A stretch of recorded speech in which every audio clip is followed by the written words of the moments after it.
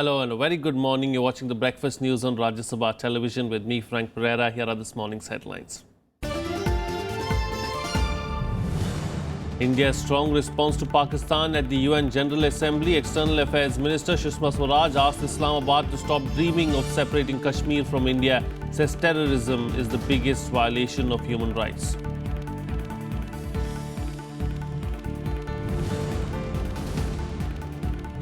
Prime Minister reviews Indus Water Treaty at high-level meet. Says blood and water cannot flow together. Centre to set up task force to exploit full potential of rivers as per the treaty.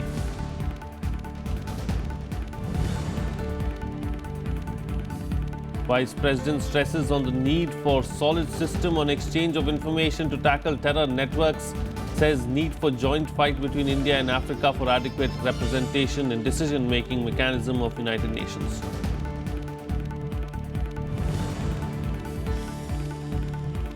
Supreme Court likely to hear pleas by Karnataka and Tamil Nadu over the Kaveri water release. Karnataka says it does not have sufficient water. Tamil Nadu wants Karnataka to comply with the Supreme Court order first.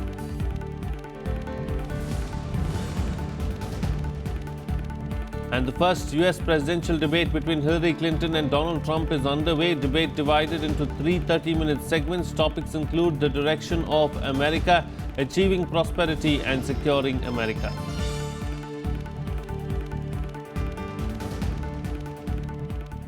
Well, amid growing calls to repeal the Indus Water Treaty between India and Pakistan, Prime Minister Narendra Modi chaired a meeting with NSA Ajit Doval and Foreign Secretary S. Jaishankar on Monday. Senior officials of the Prime Minister's office were also present at the meeting, in which the Prime Minister has said that blood and water cannot flow together. More details in this report. The 56-year-old Indus Water Treaty that survived three major wars and repeated challenges to India-Pakistan relations is once again back in focus. Heightened tensions between the neighbours after the Uri attack has triggered demands in India to rethink the water sharing agreement. On Monday, Prime Minister Narendra Modi met senior officials to discuss the legal, political and diplomatic options on nullifying the treaty. The meeting was attended by National Security Advisor Ajit Doval, Foreign Secretary S. Jaishankar and senior PMO officials. At the closed-door meeting, the Prime Minister is learned to have expressed serious concern over the increasing attacks on India by groups backed by the Pakistani government, asserting that blood and water can't flow together. The decision to examine the Indus Treaty comes just days after MEA spokesperson Vikas Swarup told the media that for any such treaty to work, mutual trust and goodwill are essential. The preamble of the treaty itself says it's based on goodwill. So for such a treaty to work, it is important that there must be mutual trust and mutual cooperation between both the sides. It cannot be a one-sided affair. Experts are, however, divided over the merits of renegotiating the international water sharing agreement. Since it's an international treaty to which we have signed, and we are a responsible country, and we can't behave irresponsibly at the international level, especially as we have aspirations to be considered a global player. But the fact also is that there are provisions in the treaty which allow us to use those provisions in a way that increases pressure on Pakistan legitimately and legally. We have already been permitted about 2 million acre-feet of storage in Chenab and Jhelum Valley by way of carrying out the irrigation, local irrigation in the state of Jammu and Kashmir. And we haven't yet fully utilized this quantum. And we are still planning or trying to investigate the projects which can really facilitate this much amount of storage. We should actually try to expedite this. This will not even require abrogation of the treaty, but it will definitely send a message that we are very serious about utilizing our share of water. Although political parties want the government to send out a strong diplomatic message to Pakistan. छेद 62 के अंदर Vienna convention में इस प्रकार की treaty को रद्द करने की पूरा अधिकार क्षेत्र है। किसी भी करारनामे के जिस पे हस्ताक्षर किया है जिसने, साथ साथ अगर उस करारनामे के अंतर्गत भी काम किया जाए तो भी ऐसी कई विकल्प हैं। उदाहरण के तौर पे और कई अलग अलग स्थित जगहों पे dams banana. Signed in 1960 by then Prime Minister Jawaharlal Nehru and Pakistani President Ayub Khan, the treaty was brokered by the World Bank. It's said to be more liberal to Pakistan, allocating 80% of water from 6 rivers, Beas, Ravi, Satluj, Indus, Chenab and Jhelum to the country. A cut-off in water supply by India is expected to cause major crisis in Pakistan as a majority of its areas are dependent on this water. With inputs from Akhilesh Suman, Bureau Report, Rajya Sabha TV.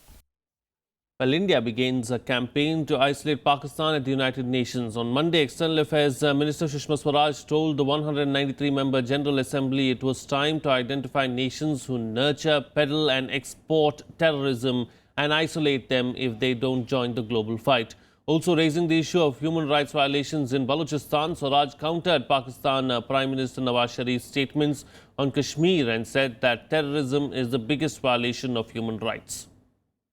Kashmir Bharat का अभिन्न हिस्सा है, जम्मू कश्मीर भारत का अभिन्न हिस्सा है और अभिन्न हिस्सा रहेगा. External Affairs Minister Sushma Swaraj, sharp, swift and unequivocal in her takedown of Pakistan in her speech at the United Nations General Assembly on Monday. Countering Pakistan Prime Minister Nawaz Sharif, who had accused India of human rights violations while speaking at the UN last week, Swaraj not only turned the tables on Islamabad but also articulated India's stand very clear vis-a-vis Jammu and Kashmir. अगर पाकिस्तान ये समझता है कि इस तरह की हरकतें करके या इस तरह के भड़काऊ बयान देकर वो भारत का कोई हिस्सा हमसे छीन सकता है, तो मैं पूरी दृढ़ता और स्पष्टता के साथ यहाँ ये कह देना चाहती हूँ कि आपका ये मंसूबा कभी कामयाब नहीं होगा. While drawing the world's attention to India's long struggle with cross-border terrorism, Sushma Swaraj also strategically emphasized India's continuing willingness to engage its neighbor in dialogue. She said, while Modi government has sought to open a new chapter with Pakistan, all that it got in return was a series of terrorist attacks. ये कौन सी शर्तों की बात हो रही है? सच्चाई तो ये है अध्यक्ष जी कि शर्तों के आधार पर नहीं, मित्रता के आधार पर हमने पाकिस्तान के साथ सारे के सारे विवाद सुलझाने की पहल की थी और मित्रता भी सहजता की तरफ जा रही थी. कभी ईद की शुभकामनाएं, कभी क्रिकेट की शुभकामनाएं, कभी स्वास्थ्य के हाल का कुशलक्षेम. हमने 2 बरस में मित्रता का वो पैमाना खड़ा किया जो उससे पहले कभी नहीं था. लेकिन हमें मिला क्या बदले में? पठानकोट, उरी, बहादुर अली. मैं पूछना चाहती हूं, हम शर्तें लगा रहे हैं या आप दूसरी नीयत दिखा रहे हैं? बहादुर अली तो जिंदा सबूत है हमारे पास, जिंदा कि सीमा पार से आतंकवादी आया है, लिखित में सबूत है हमारे पास उसका. Describing terror as the biggest violation of human rights, Swaraj made a stirring call for isolating Islamabad if it does not join the global strategy against the malevolent force threatening the world. क्योंकि दुनिया में ऐसे देश हैं जो बोते भी हैं तो आतंकवाद, उगाते भी हैं तो आतंकवाद, बेचते भी हैं तो आतंकवाद और निर्यात भी करते हैं तो आतंकवाद. आतंकवादियों को पालना कुछ देशों का शौक बन गया है. ऐसे शौकीन देशों की पहचान करके उनकी जवाबदेही सुनिश्चित की जानी चाहिए और ऐसे देशों को भी चिन्हित करना चाहिए जहां संयुक्त राष्ट्र द्वारा प्रतिबंधित आतंकवादी सरेआम जलसे कर रहे हैं. Just minutes after Sushma's speech at the UNGA in New York, Prime Minister Narendra Modi took to Twitter praising her, saying Sushma had made firm, effective and fine articulation of a range of issues. Other political parties also hailed her speech. कुछ ही दिन पहले पाकिस्तान के प्रधानमंत्री ने इसी मंच का इस्तेमाल करते हुए भारत के खिलाफ कुछ बेबुनियाद वक्तव्य दिए थे. उन सभी का आज बहुत करारा जवाब विदेश मंत्री ने दे दिया है. The balance of the speech was striking. Began with all the global issues of the United Nations, India's role in them, the kinds of things that everybody at the UN is working on, and then situated the Pakistan problem in the context of the global challenge of terrorism. Swaraj also urged the UNGA to act on two critical unfulfilled tasks. First, passing the Comprehensive Convention on International Terrorism or CCIT, which has been pending for 2 decades, and second, an expansion in the membership of the Security Council to reflect contemporary realities. Sushma Swaraj, with her speech, sought to marry India's national priorities with the international community's objectives while singling out Pakistan as one country that is out of tune with those. Bureau Report, Rajya Sabha TV. For another news now, the Congress has demanded that a special session of Parliament be convened to declare Pakistan a terrorist state in the wake of the Uri terror attack. The party has alleged that the Narendra Modi government has responded only with gimmicks and rhetoric since the attack took place and favoured withdrawal of the most favoured nation status to Pakistan and imposition of economic sanctions on it. Noting that the party also believed in strategic restraint, party spokesperson Abhishek Manu Singhvi said that such restraint in the face of such provocation should not mean the absence of a strategic response. The party also said that political and administrative accountability of the highest officers have to be fixed in the context of those responsible for security. We demand that a special 1-2-day session of Parliament be called to discuss the security situation and more particularly to declare Pakistan a terrorist state. Third, we demand near absolute economic sanctions against Pakistan. Near absolute economic sanctions against Pakistan. We ask, why is there delay in considering and finalizing the asylum request of the Baluch leader Bukti? We demand the considerable scaling down of the Pakistan High Commission in Delhi and vice versa, perhaps the scaling down of our mission there. We demand vehement lobbying across the world with every major power which remotely has a link with, which provides aid or has economic cooperation with Pakistan.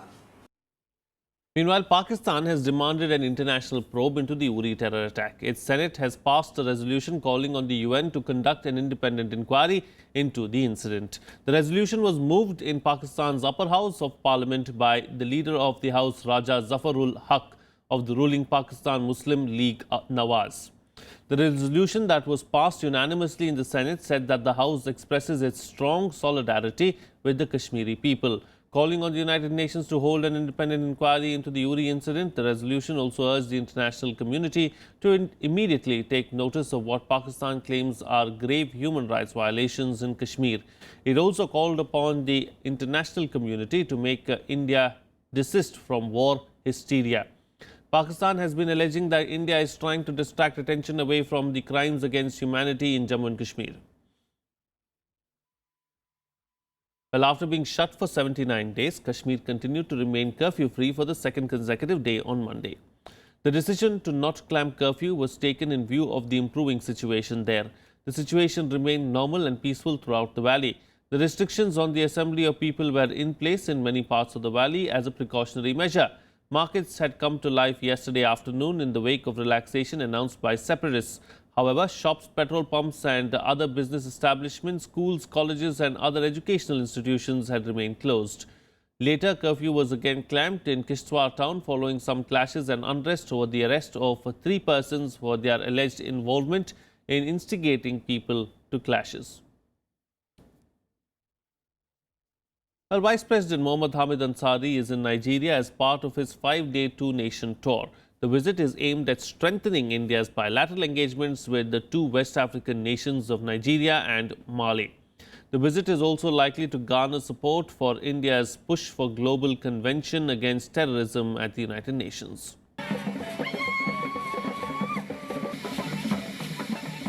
Vice President Mohamed Ansari on Monday arrived in Nigerian capital on the first leg of his 5-day tour.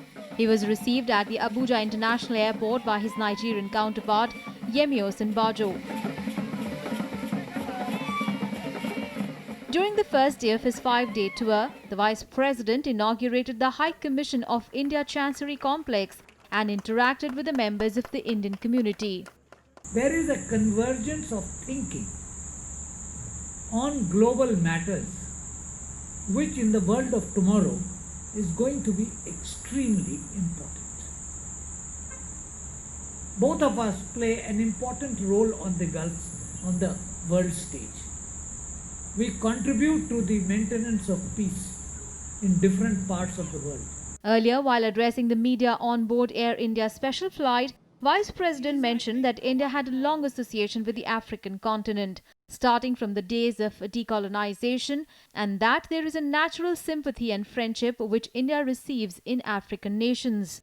Now, speaking on India's ties with Nigeria, the Vice President said that the country was the largest in Africa in terms of population and that it carried significant weight in the region and internationally.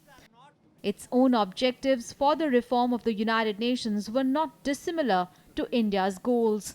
As and when UN reforms take place, Nigeria will occupy an important place.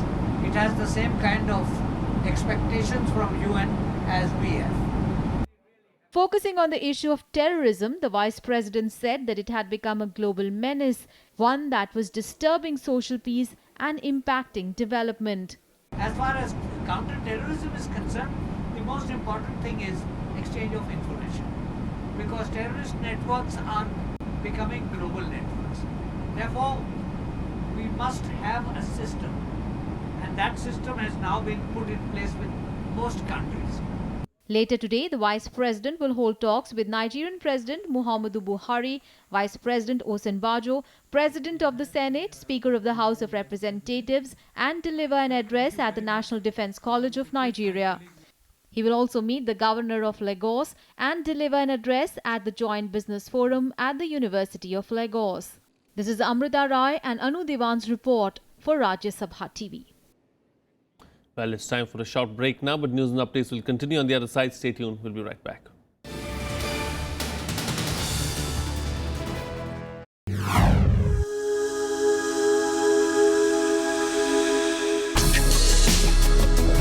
Tales that inspire. Stories of social change. A salute to diversity. Promoting public discourse. Events that motivate. Inspiring the innovative spirit. Watch Rajya Sabha television documentaries.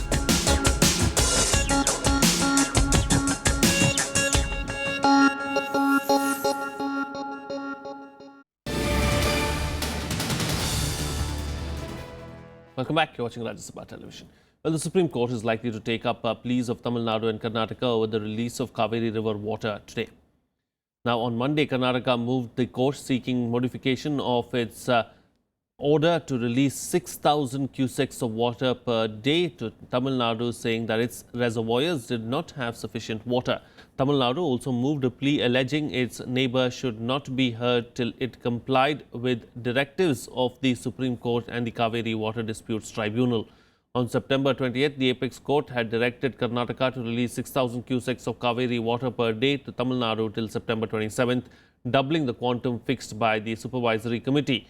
Karnataka convened a special session of the assembly and passed a resolution deferring the release of water. The state said that the apex court order was unimplementable.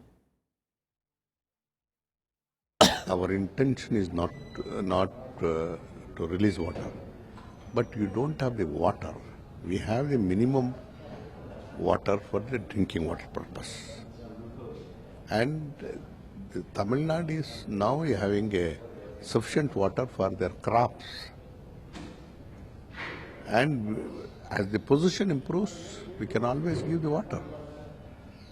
At this juncture, it is very difficult. If today the direction of the Supreme Court is being implemented, then there will be a huge scarcity of the drinking water. So I think the Honorable Supreme Court will take a lenient view and take into consideration the ground realities, and hope that the government of India will also intervene and apprise the Honorable Supreme Court. And at the same time, we appeal to the neighboring state of Tamil Nadu also that they should also take a human view. Well, the flood situation in Telangana and Karnataka is grim at the moment. Now, in Telangana, a flood alert has been sounded as water level is rising in the river Godavari due to huge inflow of water following heavy rainfall. Alerts have been sounded for Karimnagar, Warangal and Khammam districts. Overall, 11 people have died in rain-related incidents in Telangana. Over 1,000 people from 6 villages in Karimnagar district alone have been evacuated due to flooding. Chief Minister K. Chandrasekhar Rao held a review meeting with officials after conducting an aerial survey of the Mid-Maner Dam and rain-affected areas and had directed officials to be prepared for any eventuality. While in Karnataka, 9 people have died so far, normal life in Gulbarga district has been severely affected. NDRF teams have been deployed at several places to carry out the flood rescue operation. Chief Minister Siddaramaiah will visit the flood-affected areas in Bidar and Kalburgi district today, along with senior officials and ministerial colleagues to take stock of the situation caused by the heavy rains. The Met Department too has predicted no let-up in rains in the next 48 hours. In other news now, the Income Tax Department has come out with the draft rules relating to registration, invoice and payment, which will be finalized by the GST Council on Friday.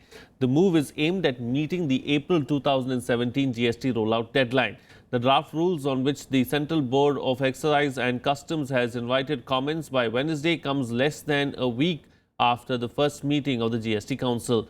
The draft rules provide for online registration by residents within 3 days of submission of application.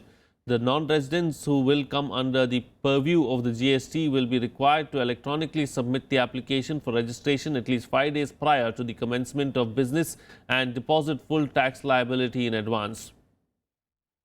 The government aims to implement the new indirect tax regime goods and services tax from April 1, 2017, and to that effect, the GST Council will hold its second meeting on September 30th. The meeting would finalize rules for GST.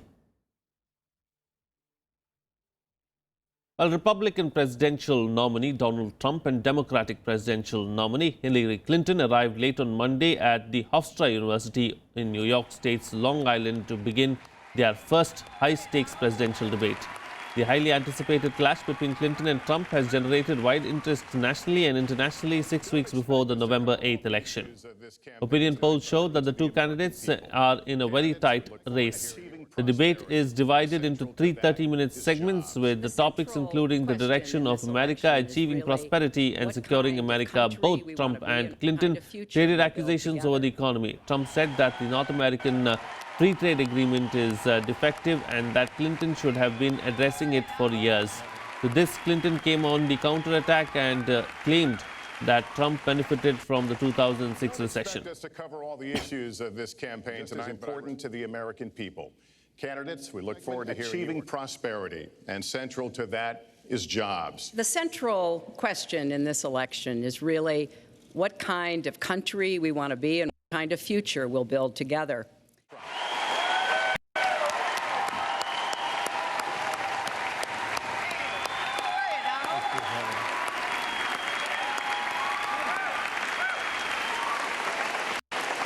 Don't expect us to cover all the issues of this campaign tonight, important to the American people. Candidates, we look forward to achieving prosperity, and central to that is jobs. The central question in this election is really... More international news now. Colombian President Juan Manuel Santos and Marxist rebel leader Timochenko used a pen made from a bullet to sign an accord ending half a century of war that killed 250,000 people. After 4 years of peace talks in Cuba, Santos and Timochenko shook hands on Colombian soil for the first time in front of hundreds of dignitaries. Latin American leaders like Cuba's Raul Castro and Mexico's Enrique Pena Nieto looked on alongside UN Secretary General Ban Ki-moon and US Vice President John Kerry. After the signing the deal, President Santos handed Timochenko a pin of a white dove in a symbolic peace gesture. The end of Latin America's longest-running war will turn the FARC guerrillas into a political party fighting at the ballot box instead of the battlefield, they have occupied since 1964. Colombians will now vote on October 2nd on whether to ratify the agreement, but polls show it should pass easily. Señor Rodrigo Londoño y miembros de las FARC, hoy, cuando emprenden su camino de regreso a la sociedad, cuando comienzan su tránsito a convertirse en un movimiento político sin armas, siguiendo las reglas de justicia, verdad y reparación contenidas en el acuerdo, como jefe de Estado de la patria que todos amamos, les doy la bienvenida a la democracia.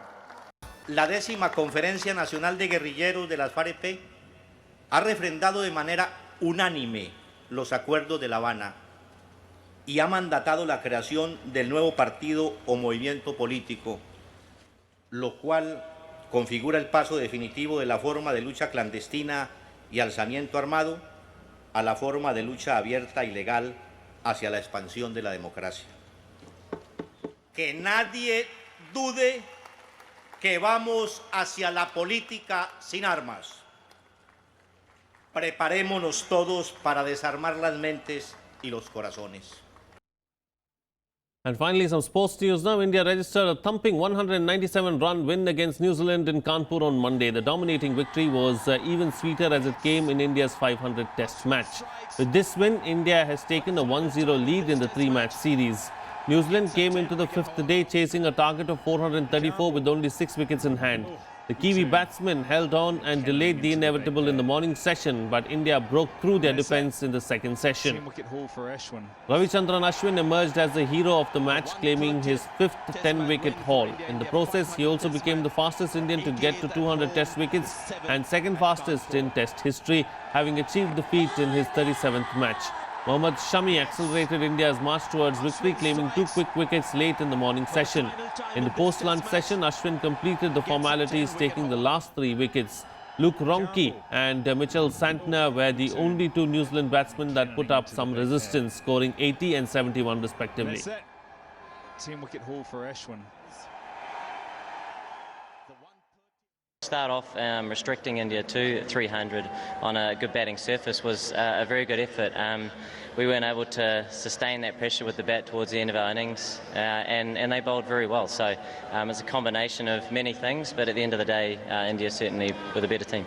They showed good resilience, good resistance, and that's something that you want to see from an opposition. And I think credit goes to New Zealand as well. The reason the match went on to the second session on day 5 was because of the character they showed and the guts they showed. So it was exciting to play this game, and I'm sure the series is going to be more competitive as we go on. Well, that's it on this edition of the Breakfast News. Have a good day.